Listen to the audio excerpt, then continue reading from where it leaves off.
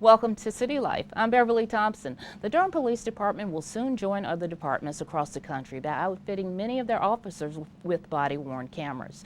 Joining me to talk about the draft policy that's now under public review and when officers will have these cameras in Durham is Deputy Police Chief Anthony Marsh. Welcome back to our show, and thank you for joining us again. Thank you for having me. Okay, so Chief Marsh, when you were with us in July of last year, you talked about the process for developing the draft policy and the whole use of the body-worn cameras and the public input that you collected during the spring. So here we are a few months later, and now you have the draft policy in place. And I would like for you to tell our viewers what are some of the highlights of the policy. I know it's long and pretty intense, but what are some of the highlights? It was crafted or sort of based around our current in-car camera policy. We also reviewed some recommended best practices from the Office of Community-Oriented Policing with the federal government. We've looked at other policies from other departments around the country. Some of them are fairly short. Some of them are up to 15 to 20 pages long. So we sort of tried to pick out the best or most applicable components that would fit the city of Durham and our population here. So officers will be directed to certainly turn the cameras on immediately upon being dispatched to a call. And our reasoning for that is if you wait for them to turn it on once they arrive at a call, oftentimes when we pull up, things are rapidly unfolding right in front of you. And you run the risk of the officer hopping out of the car and taking immediate action and completely forgetting to turn on the camera. Remember, this is a very new tool, so there's going to be a learning curve until this habit is developed, so it'll take a little while for that. Also, officers will have to wear them when they're working secondary employment. So when you see an officer working in your local Food Lion or out at Northgate Mall or at South Point Mall, they'll be required to wear those.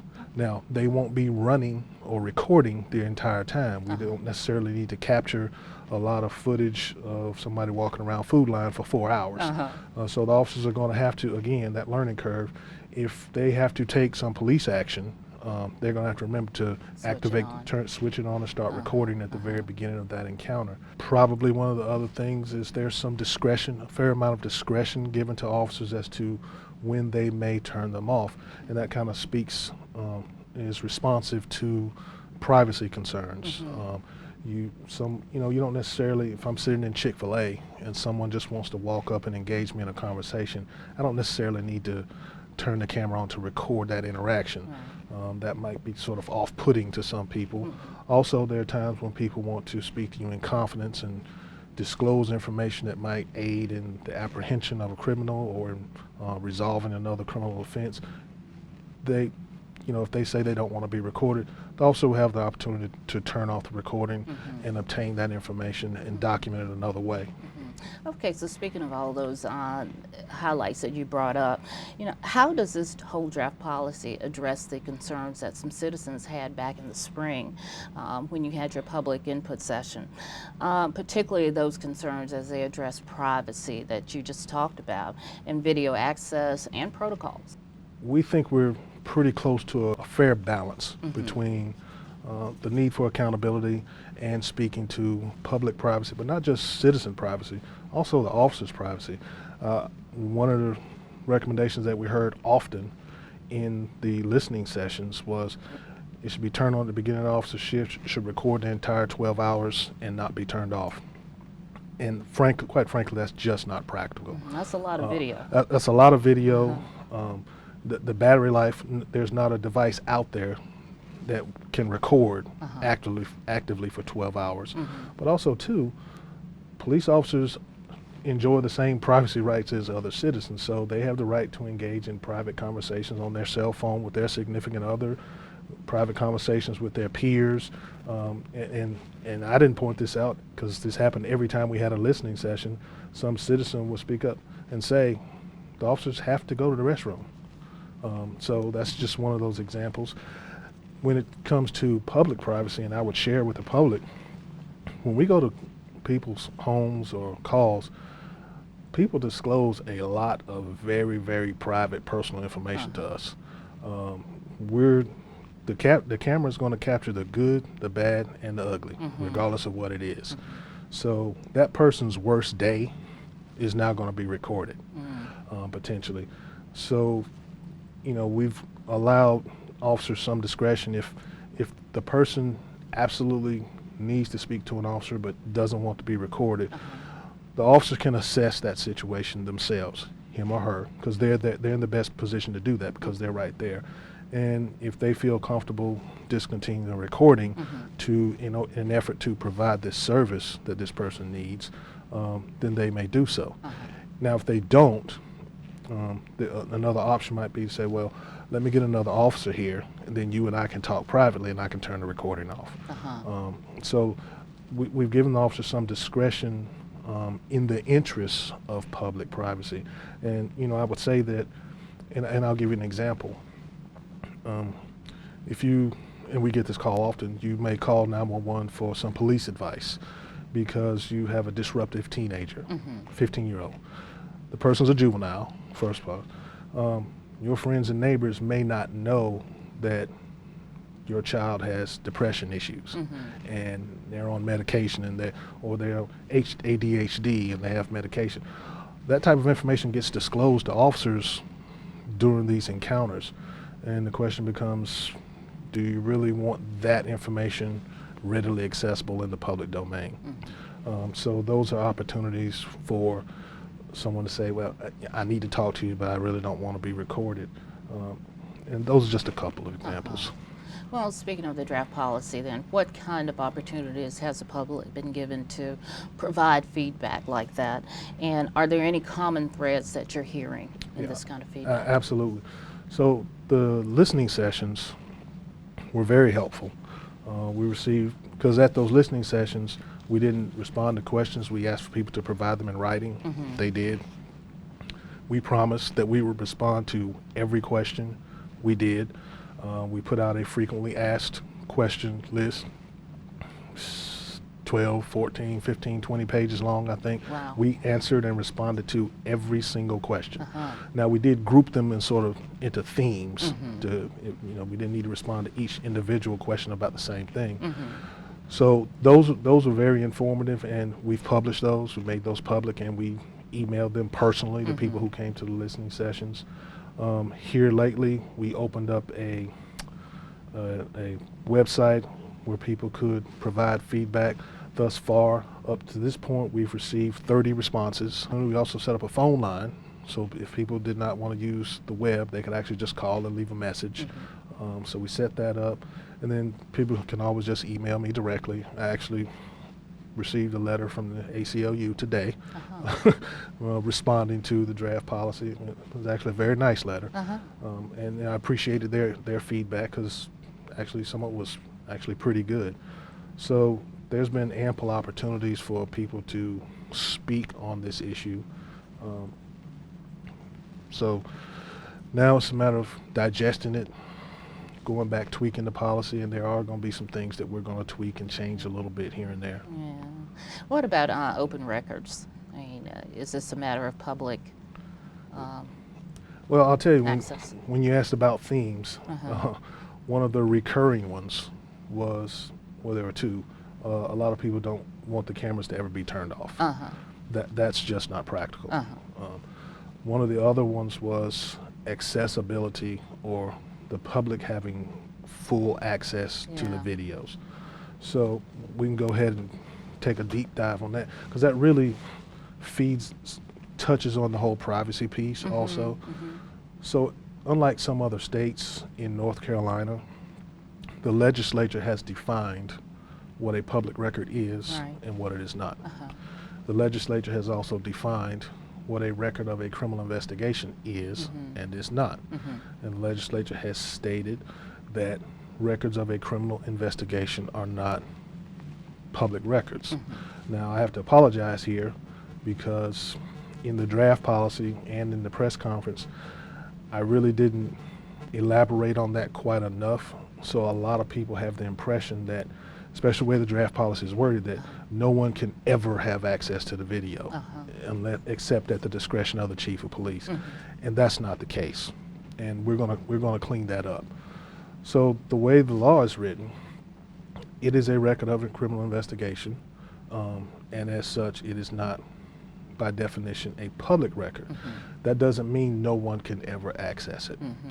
So let's talk about records. So if there was never a camera, when an officer conducted law enforcement business, he or she would write a report. All right.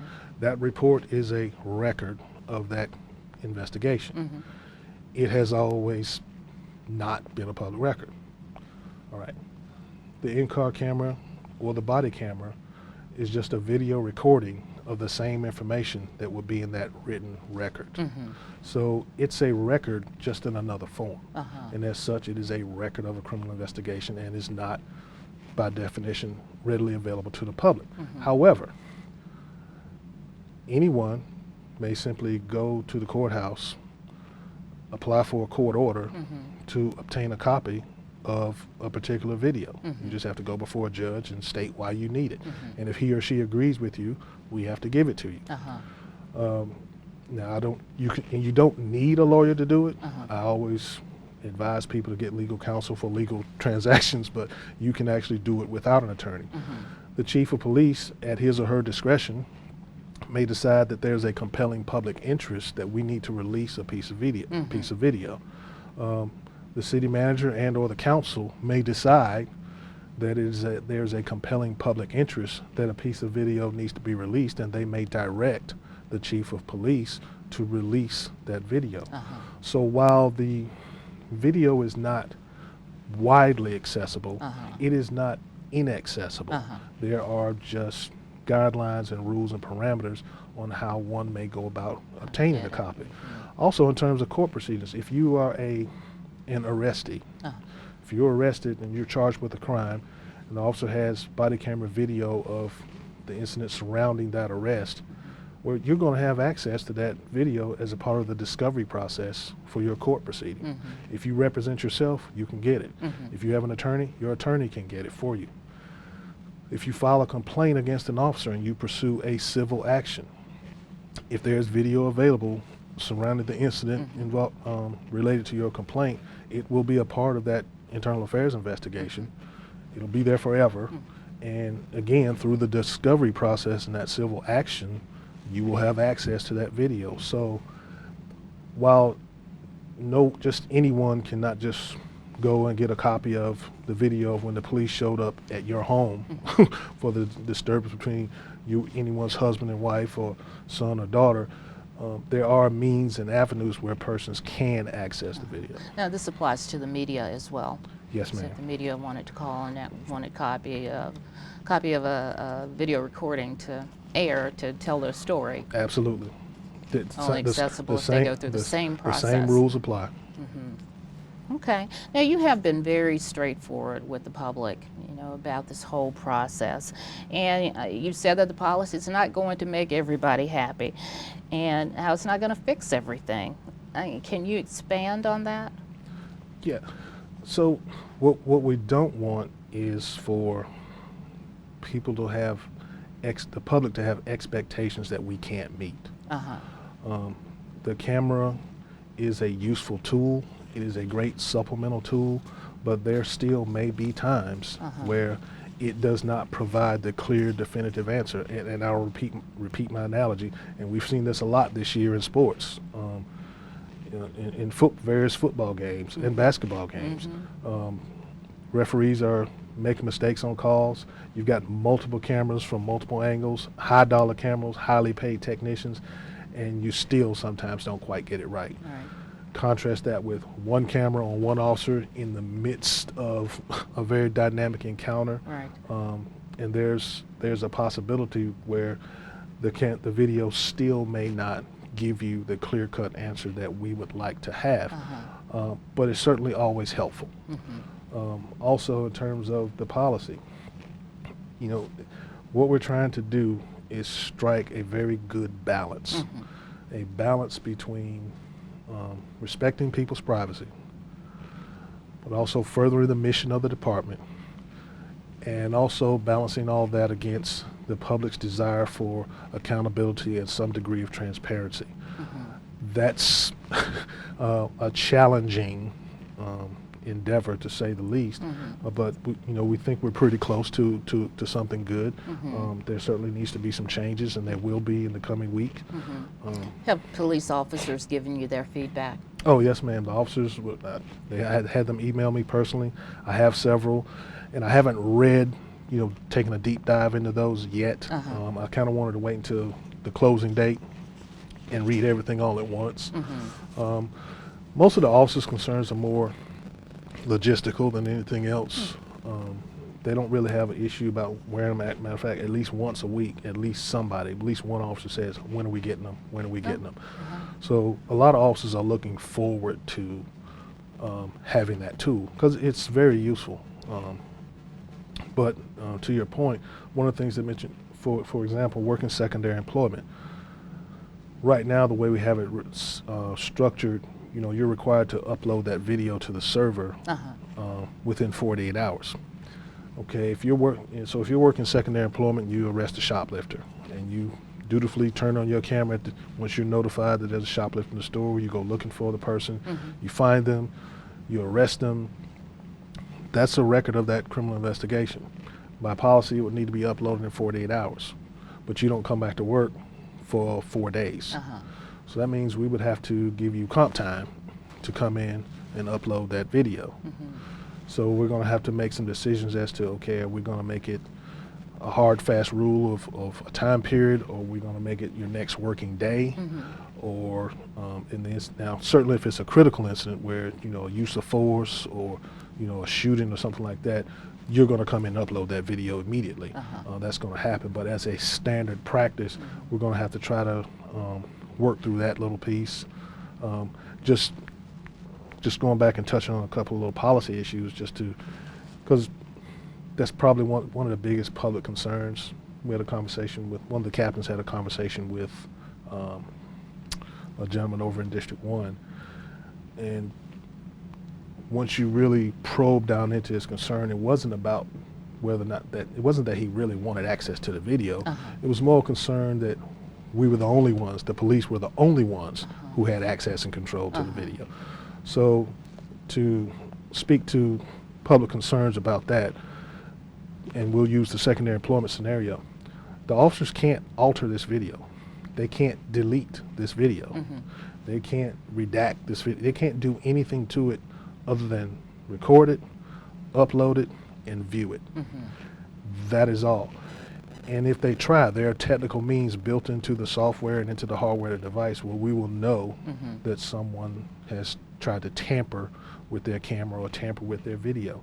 The officers can't share cameras. So you can't come to work, I forgot my camera, let me borrow yours. That's going to be prohibited by policy. And so the videos are going to be assigned or registered to each individual officer. So if you use someone else's camera, once you plug it in to upload and you've got to log in with your own personal ID, it'll flag that you, Officer A, are uploading video from camera from Officer B. That would be a policy violation that we would address through the disciplinary process. So in terms of public concern about us having such control over the video, I would respectfully submit that the public has enjoyed protections from this the entire time without even knowing it. And I'll speak to our in-car camera video. The same type of prohibitions are in place currently. Officers can't alter that video in any way. They can only record it, they can only view it. Any attempts to do so are addressed through our written policies. They can't try to, matter of fact, the body camera video going forward, you have to upload it, you have to wear the camera, you have to tag and label certain videos depending upon the incident. Failure to do so is a violation of the policy. Now, for those who might say, well, that's just written words on paper. True, a policy is only as good as the enforcement behind it. And I would respectfully submit that the Durham Police Department does a more than good job of holding its officers accountable for policy violations. If there is a sustained complaint against an officer, there will be some form of discipline every time. So the public can enjoy a certain sense of security. I can promise you that if there is any violation, then the appropriate disciplinary action will be taken. There are all types of technical securities in place. There's tracking available on this software. We'll be able to know who looked at a video, when they looked at a video, who downloaded a video, because all that's handled by non-sworn personnel. Those are, our audio-visual technicians are not sworn police officers. So they're the only ones who make copies. Officers can't even make their own DVDs. So there are protections built in to address those types of public concerns. Okay. All right. Sounds like you put a lot of thought into it. So when do you hope that this policy will be actually finalized? I mean, you've been working on it for more than a year now, and you must eat and sleep it, you know? I do. It's starting to run together, actually. So we hope to move forward with a contract with a vendor probably the first week of February. February. Once that contract's approved, we're going to be placing an order, and we should get the first shipment of hardware and equipment within 7 days. Wow, that's fast. Yeah. And that was a part of the contract. The vendor has committed to that. If they awarded the contract, if council approves it, once we order, 7 days after we place that order, they're going to be shipping us equipment and hardware. Then there's going to be a training piece. And that's a part of the contract. The vendor has to provide on-site training here for all of our IT staff. And my IT staff needs to be experts with this software before we start training the officers, because the IT staff is they're going to have to be the go-to people when the officers have issues. The device itself that we're looking at, and I don't want to get too far into this because we don't have a contract yet, is really simple to operate. Not a lot of buttons. It's pretty much on and off. Where the training piece comes in is the video management software, because say for instance you're wearing the camera and you make a driving while impaired arrest, DWI. You've got video of all the field sobriety, the driving, everything. You're going to want to go into the software management system and label that video with the appropriate heading, driving while impaired. The report number should be attached to it. So then when the audiovisual, the AV technicians have to provide that for court, for the district attorney's office, they can readily find it. Your name, this type of case, this case number, they can find it, produce a copy, deliver that to the ADA. Okay. Now, have any other nearby cities actually gone through this whole same procedure that we did for the cameras? And how long does it usually take them? And I was just wondering, is what we're doing just customized for Durham, or is it something that every department goes through? Yes and no. I have a banker's box full of documents, from reading news articles, guidelines put out by the Police Executive Research Forum, recommendations. I have both drafts of the American Civil Liberties Union's recommendations. I have drafts from the Office of Community-Oriented Policing, article after article after article after article. Most departments do probably a year's worth of work and testing before they ever make an announcement that they're even testing. They just do it. We chose to actually engage the public very early in the process. So we've kind of marched together down this path. I can tell you Winston-Salem has an up and running body camera program. Greensboro has a program. Kinston, North Carolina has a program. Duke University Campus Police has a program. There are several cities within the state who are already have functioning body camera programs. So we were just more public about how we pretty much went through our process. But you know, the reality of it is that's actually one of the recommended best practices. That's great. So I'd like to take credit for coming up with that on my own, but I can't. I actually read it somewhere, and I was at a conference in Orlando, and that's one of the things. There were a lot of agencies there who had not started yet, And one of the things they were saying, they emphasized is, do your research, do your research, do your research. Before, don't just jump out and buy the first thing that some vendor comes along and says is the greatest thing. Right. I'll give you the Chesapeake, Virginia. One of the early departments to embrace this technology. When they started their program, and this is from a news article, they projected they needed X amount of storage space for the video. They ran out in 6 months after they started the program. We've been a little bit more aggressive in trying to plan for storage usage because that is one of the big expenses. The camera itself is fairly simple. It's not super expensive. Where you run into spending money is the storage and managing the video and providing copies. Okay, sounds like you're the expert. I'm far from an expert, but I do have some experience. Okay, so if our viewers want more information or want to ask any questions or just to engage with the department, how do they go about doing that? Don't hesitate to call. You can call or email me directly, as some people have. Please follow us on Facebook. We now have a Twitter feed. Okay. Yeah, we're very much into the social media. We're very active on Nextdoor. Participate in your local Partners Against Crime group in the district that you live in the city, and come to those meetings and speak on that to the district commanders. That information will get back to us, or just pick up the phone and call. Okay, so no excuses. None at all. None at all. All right, Deputy Chief Marsh, thank you so much for joining us. I really appreciate it. I think this is a very timely issue, and I'm glad that Durham is moving ahead on it, and we're about to. We're working to try to get it right for Durham. Right for Durham. I hear you. All right. Well, thank you so much for joining me. Thank you. Thank you. Well, that does it for this edition of City Life. Don't forget to like us on Facebook, follow us on Twitter and Instagram, and watch us on Durham Television Network and on YouTube. Plus, stay where you are to get a sneak peek at what's to come in the next edition of Durham Magazine.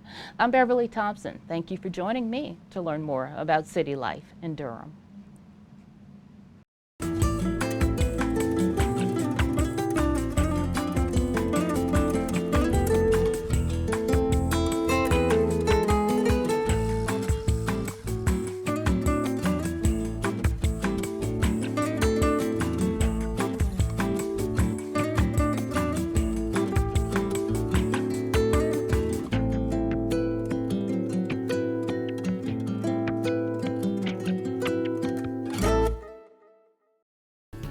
Hi everyone! Don't miss Durham Magazine's February-March issue. Durham has become a magnet for entrepreneurs, and we feature 6 who are shaking up their industries, including Cicely Mitchell of the Art of Cool Festival. She graces our cover. We also catch up with Chris Rosati about his next big idea to spread kindness. And we chat with Adam Klein, the man behind the American Underground, downtown's technology hub and startup incubator. Our new Shop Local section makes gift giving easy for Valentine's Day. We have plenty of ideas for family fun this winter, plus our summer camp guide ensures you're ready for the long school break. You can find copies of Durham Magazine all over the city for free at grocery stores, coffee shops, boutiques, bookstores, and more. Or you can subscribe by going to durhammag.com. You can also read the entire issue online via our website. Thank you, as always, for reading Durham Magazine.